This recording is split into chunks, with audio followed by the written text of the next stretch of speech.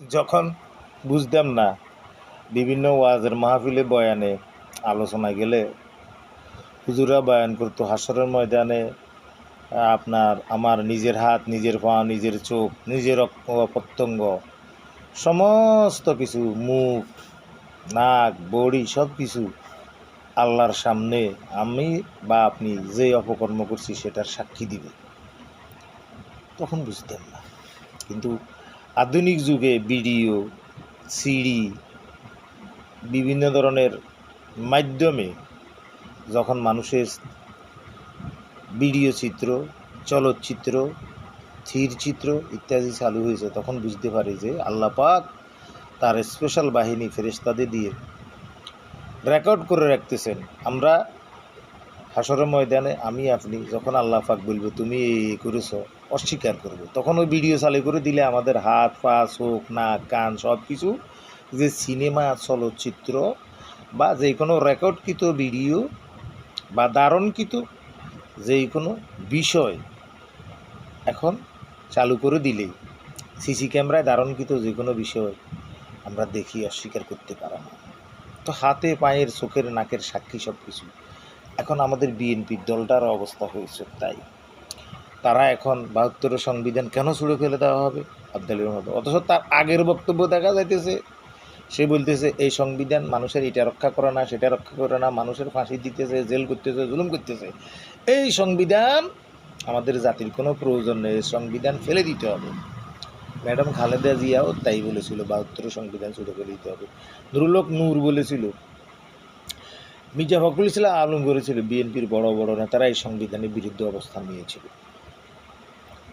এখন তারা এই সংবিধানের পক্ষে, তাদের ক্ষমতা টিকে রাখার জন্য, তাদের চাঁদাবাজি, দান্দাবাজি, লুটপাট, যাবতীয় অনাচার, অত্যাচার, দেশবিরোধী কর্মকাণ্ড, ভারতের কাছে নতজানু হয়ে ফাঁস হাঁটা রাজনীতি চালু রাখার জন্য তারা এটার পক্ষে। এখন তাদের অতীতের রেকর্ডগুলো, ক্যাসেটগুলো এখন ফেসবুক, অনলাইন মাধ্যম, অফলাইন মাধ্যম, সাংবাদিকের বিভিন্ন কার্যক্রম, ব্যবহার পত্র পত্রিকায় তাদের হাত, পা, নাক, চোখ, বডি ল্যাঙ্গুয়েজ সব কিছু সাক্ষী দিতেছে।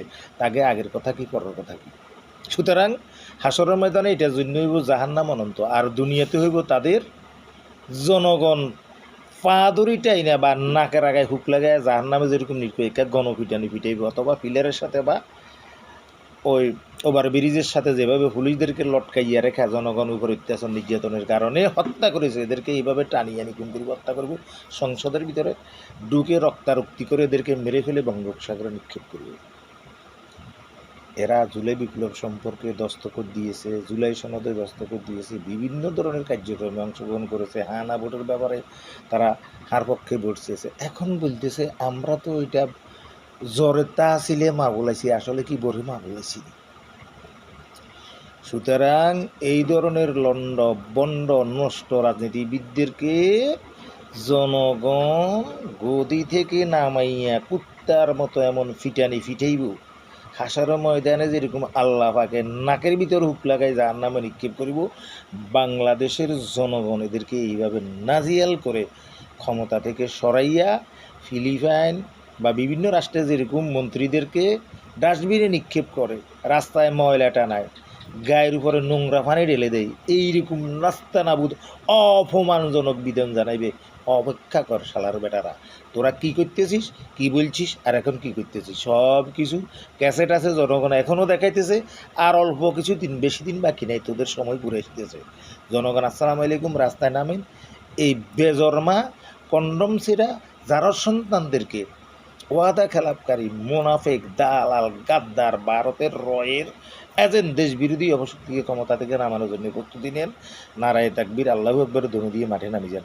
নিশ্চয় নাসরুম মিনাল্লাহি ওয়া ফাতহুন কারীব, আল্লাহর সাহায্য অতি নিকটে, আমাদের জনগণের বিজয় আসবে। শেখ হাসিনা যেরকম 17 বছর অত্যাচার নির্যাতন চালায়, এরপরও থাকতে পারে নাই। মির্জা ফখরুলও বা যে কোনো কিছু ঠাকুর গায়ের কাউয়া কাদের, এখন ওই সাউয়া সালাউদ্দিন বাউয়া হয়ে আসে, এসব কিচ্ছু থাকবে না, ফানা ফিল্লা হয়ে যাবে। আসসালামু আলাইকুম।